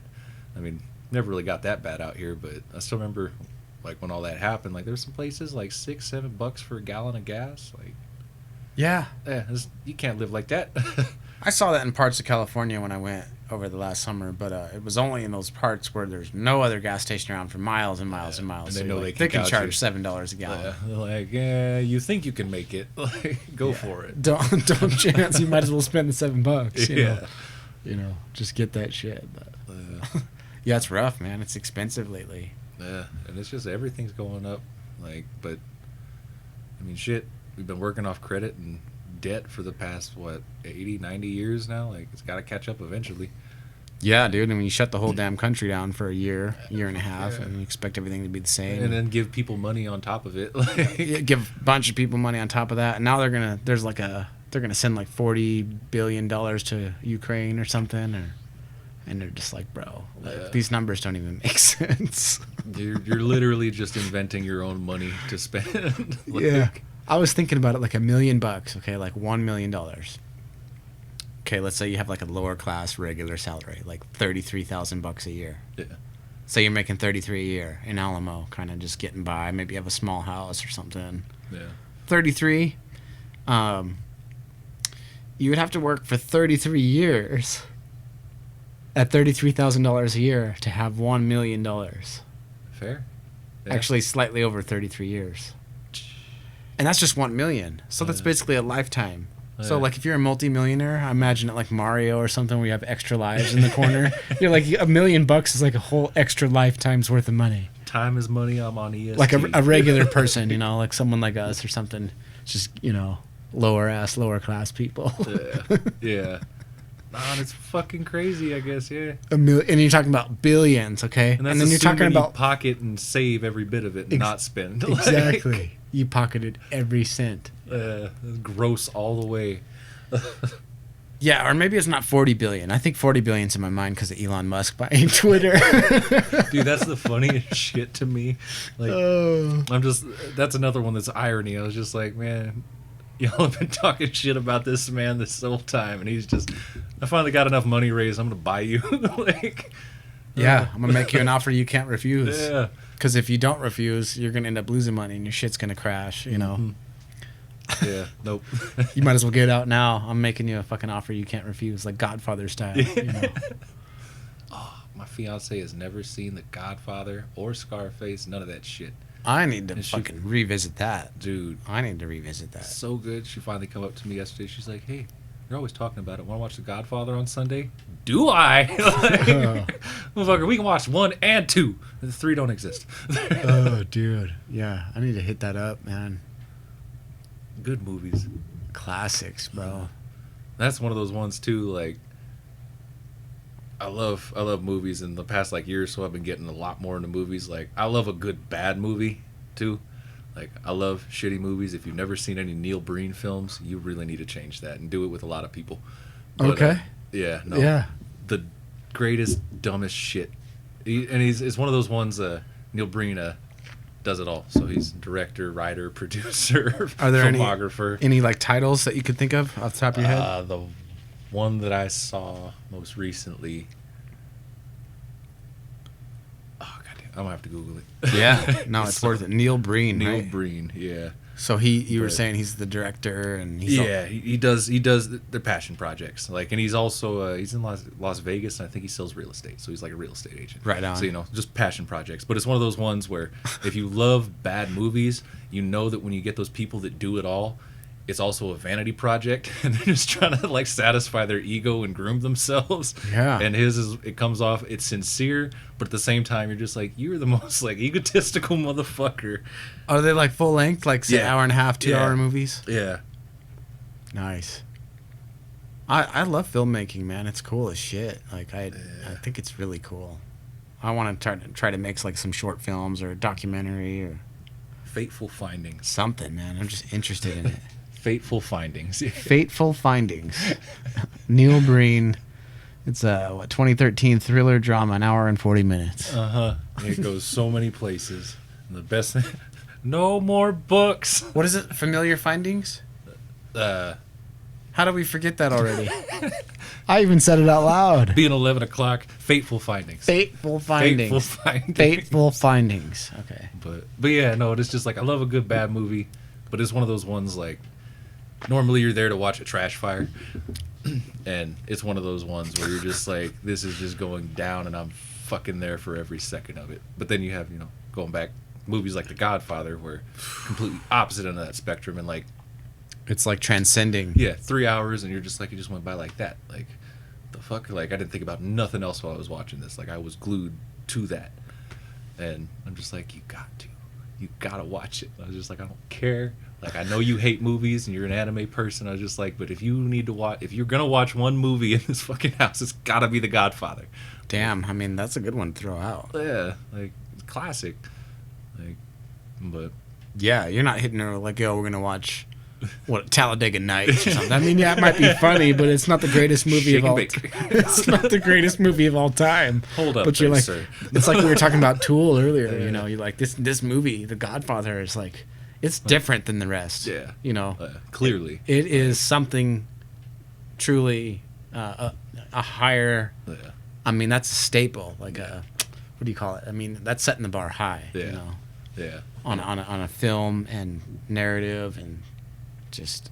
Just everything for what it is, like the acting, the characters, and seeing like everyone that was in that at that point in their career. Like, you got fucking Al Pacino as a kid, like, dude. And like we were talking about earlier, time is another element of it, where it was epic in its day when it was new, and then it stayed relevant and epic. But now it's like a nostalgic, like classic. Yeah, people more so reference it to make fun of it than anything. It's like culture. Yeah, and it's just. It's too good. I need to watch it again. Yeah. I'm gonna watch it I got summertime coming up. Oh, yeah. You got, what, 2 months, 3 months? Yeah, like 8 weeks. Gee. You know, we get stoked on like a 3-day weekend. You're like, fuck yeah, 3-day weekend. Like, we're spoiled. It's like a 60-day weekend. Yeah. See, that's the one thing when I was a kid I always wished. I'm like, why can't we just go to school year-round? Like, I'd appreciate going to school for 2 months and then getting a 2-week vacation a lot more than I would every weekend. Like, I feel like it would, you know, you learn more too. But I think so. I think the work week should be 4-3, not 5-2. Yeah, same. Like, I think everyone would perform better. I really do. You'd like give people a little bit more of their own life back, and then their work life or school life, they'll give more to it. Yeah. It's just like it just balances out, you know? Yeah. And for me, like 4-10s makes way more sense than 5-8s. Like, yeah, the 12s were getting a little pushy, but like the 10s, like, fuck, man, I can do 10 hours in a day. Like, fuck it. Like, you know, you throw one on the bottom, one on the top, and it's basically the same day. Yeah, and it's just like if I have 3 days off, like, and the one thing that's always driven me nuts the entire time I've been working is no one knows how to write a fucking schedule. Like, okay, you're gonna start your week off. I'm gonna give you, you know, day off on Tuesday, then you'll get another one off on Saturday. Why? Why couldn't those be together, closer? Like, yeah, or when they like schedule, you're gonna be off Sunday, Monday, then you're gonna work all week, and then like you're gonna the next week you're gonna be off like Friday, Saturday, or something. Yeah, so you're working 10 like days. You're like working 10, 12 days in a row. Yeah. You're like, dude, what the fuck, bro? And about day 7, your production's really suffered. Is there something going on? Yeah, I'm tired. Like, it's repetitive, man. It's just monotonous. And at a point, like, you feel like a zombie. Like when you gotta go, you know, you get off, go eat, go to sleep, get back up, do it again. Like, that's what makes the years go by real quick. And that was probably one of the coolest things about washing cars. Like, I say this to my fiance all the time, she gets mad. It's just like, when you know, I've already had the best time in my life. I don't feel like anything will ever be that good again. But it's not that the love won't ever be that great. It's not that the life won't ever be that great. I was in a pretty shit situation, but I was surrounded by people that I loved and loved me back, and I knew that. And it was one of those things, I was working a shit job, going nowhere, but god damn it, I was having fun every second of it. And it wasn't just like fun at someone else's expense. It was like honest fun that I'm still thinking about 6-7 years later. Like, man, those were the fucking times. Remember when we got that guy with the ketchup? Like, the dumbest shit. Yeah, dude. And you're just like, but it's genuine. Yeah, there's a level of freedom to that, you know, after a certain point, you know, I never understood it when I was young, obviously, but mom was always telling me, like, don't get a job when you're a kid. Just go to school. Just focus on that. I know you want your own money, but just live your life doing what you want to do. Before you focus on that, you have your entire life to spend on that. Like, focus on the fun and growing as you right now. And never understood it. You know, then I started working, and then that lesson finally came along, you know. What a beautiful thing for a mom to say. Yeah. Because some moms are like, get your ass out and get a fucking job, you know. Yeah. And that's the other thing, like, great fucking mom. Like, yeah, that's awesome. But it's true. Yeah. So it hit home with you later. Yeah. Yeah. Yeah, and it's just one of those things, like, it's not that nothing will ever be that great again, but the amount of freedom that I had, like, can never be reclaimed. Like, things will change. I'll still have fun. I'm still going to enjoy myself, but, man, I ain't going out at 2 o'clock in the morning drunk as shit because my homie called me and he's like, I got some fucking weed from the border. I just got this brick unwrapped. I got 300 rounds in my AR. Want to go shoot some shit? Fuck it. Like, hey, can we do it out of the car while you're doing it? No. Like, you know, it was just the dumbest shit. But yeah, it's just, we've got the time. Let's go. Yeah. It's like, and you know, obviously not all of that's beneficial to you, but I think the time in life, a lot of times we're just so far zoomed in. Kind of like the analogy would be like a board game. Yeah. And like you're the piece on the board, and sometimes we're like really just on the board, and like the trees are real tall and you can't really see around you. You just see your next move, and like you're just moving through. But sometimes you get the perspective of the player, where you're no longer just the piece on the board. If you can tap into the player and you're like, what do I want to do with my life? I can see up ahead a little bit. If I roll this, then maybe I'll land on that square. Right. You know? And go around these trees instead of through them. I think sometimes, though, like those times you're talking about, we were just the piece on the board, just moving. And like later on, like you're like, damn, like now you're kind of the intellectual player, like looking back at certain moments that you've gone before, and you're like, damn, that was the times though, you know? Yeah. And that's what we're in right now. Yeah. Like this will be another time you'll be like, damn, those are the times, man. I was like, got into the pharmacy shit, and I was like doing gardening, and you know, like everything was it was brand like new. it was an like, era, you know, and then it'll shift to something else, and it's a trip. Yeah, and it's just like enjoy it while it lasts, yes, but you know, don't ever forget it. Like you can always learn something from everything, and it's just. One of those things, you know. Damn it, I just had it. Time, tragedy plus time, you know, equals healing wounds. Yeah. Happiness in time, you know. Based on your struggles. Yeah. Contribute to. Because when you go through some shit later on, you could be like, yeah, man, like I fucking went through that. Yeah. And you can like have like a foothold on like, no, man, I've fucking been through it though. Yeah, it's like, no, I did that. Yeah. I got that. Don't tell t-shirt. me, motherfucker. I came up like this, okay? All right. So when was the last time you cleaned shit out of a urinal? Like, yeah. At the time, it wasn't fun, but later on, you get to kind of like almost stand on it and like and be like, that's my foundation, bitch. I'm not too good for that. I did that, but I ain't doing it no more. I ain't doing it no more. I ain't gonna say I wasn't that good. Oh yeah. But yeah, no, it's just older you get. And I'm not that old yet, but you know, it's just crazy to think how much time's passed and like what's happened. And just, you know, when a lot of these feelings started coming up for me, like I felt like I was like plateauing. Like it was like right after I got my pharmacy stuff taken care of, I was like, I'm certified, bitch, fuck yeah.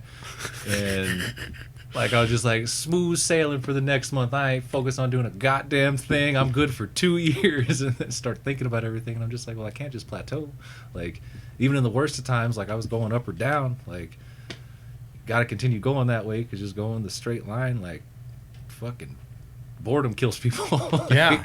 If you ain't getting better, you're getting worse. Yeah. And not only just that, like if you're not growing, you're not getting better. So even if you're staying the same and everything's good, you're still kind of getting worse. Yeah. Because you're getting like you're wearing into a rut. You're like wearing into a rut, and eventually you're gonna like. I guess kind of goes back to you're gonna like sink, you know. Just imagine like spinning your wheels in the same spot forever. You would just slowly start to sink. Slowly, yeah. Over time, it'd be the slowest little you gotta gradual. keep fucking moving. Yeah. You gotta keep that shit going. Yeah. And damn, I'm just losing everything now.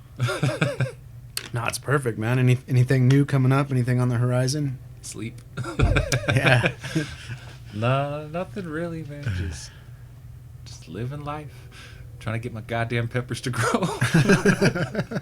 I just need to have at least one actual Carolina Reaper that comes off this plant. Like, apparently, so I didn't do a lot of research on these before I got them. I was sitting there, I was like, oh, my Serrano's like 3 feet, it'll be all right. Started looking into them, like, as they came in, I'm like, they can get like 5.5, 6 feet. Like, yeah. these are supposed to be indoor plants. Damn. All right. Fucking big ass pot thing.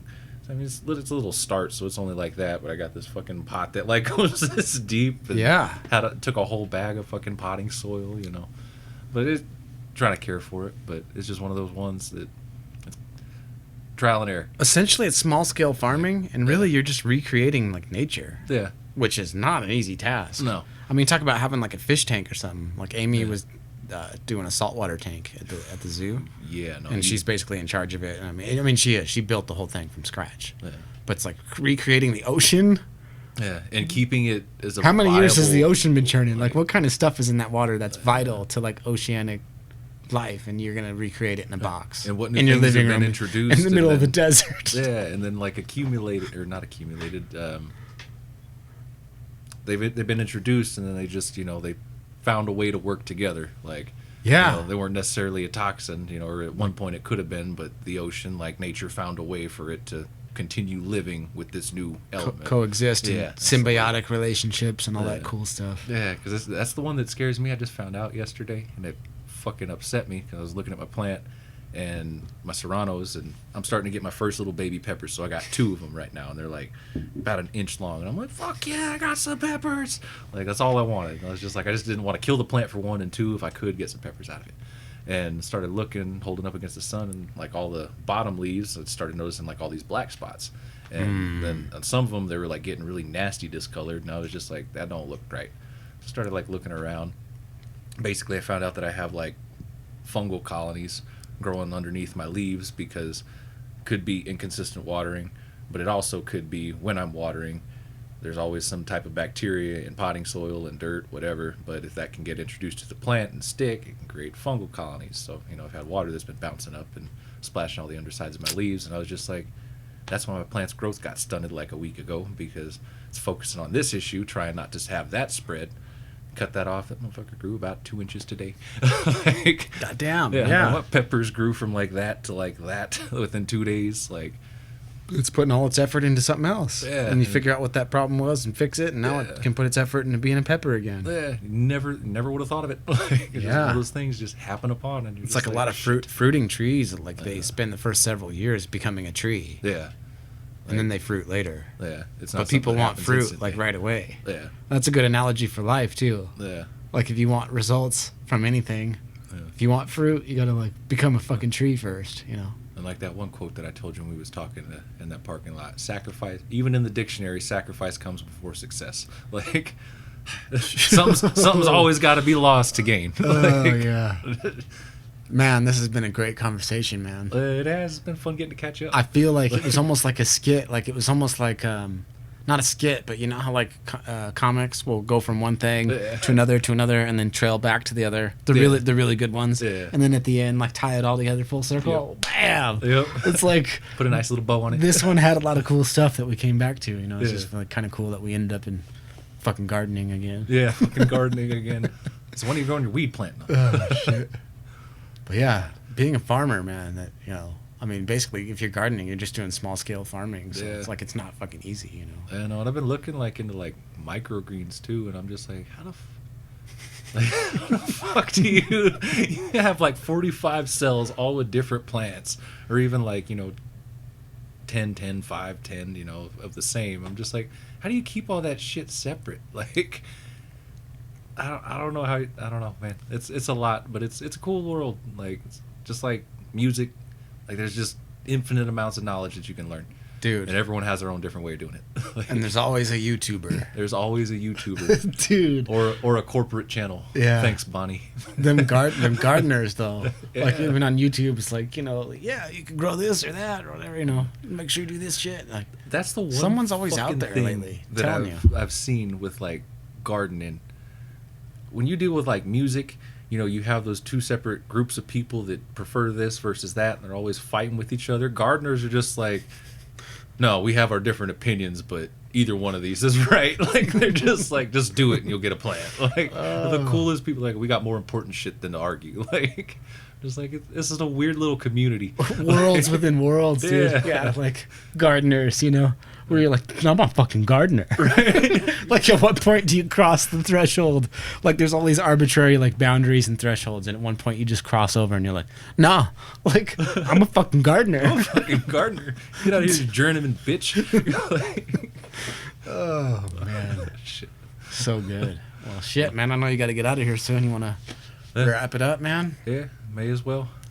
Dude, you got to come by again. Yeah. This was fucking great. Definitely. It was a lot of fun. I think this is a good one. This is one for the books. Hell yeah. Many more to come, dude. Well, I'm glad I actually was able to talk. Yeah. No, it's like time just slips away and you kind of just get in there and you just forget, And it's like the good ones go by like that, This one was a good one for sure. Well, I'll have to be around for a bad one. Nah. I love to see a trash fire. To be honest, I don't even think there's been a bad one, but... Hell yeah. No, but... Let's keep it that way then. Fuck yeah. Hell yeah. Well, shit, man. Cheers. I don't know if you got anything left over there, but... Cheers. Even if it's empty. Fuck it. There was foam.